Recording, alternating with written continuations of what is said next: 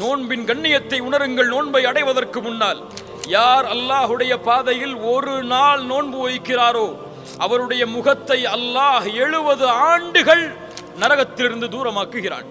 எப்படிப்பட்ட மாதம்! 30 நாட்கள் அல்லது 29 நாட்கள் முழுவதும் இந்த நன்மையை சுமந்த மாதம். யார் ரமதானுடைய மாதத்தில் ஈமானோடும் நன்மை எதிர்பார்த்தும் நோன்பை வைக்கிறாரோ அவர் முன் செய்த பாவங்களை அல்லாஹ் மன்னிக்கிறான்.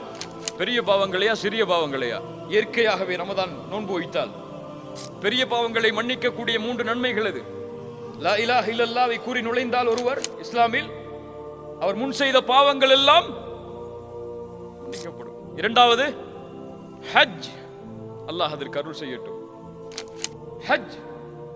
மூன்றாவது தெரிந்த அறிஞர்களிடத்தில் கேட்டு தெரிந்து கொள்ளுங்கள். எல்லாத்தையும் நம்மளே சொன்னா நம்ம படிக்க போறோம். படிச்சு பாருங்க.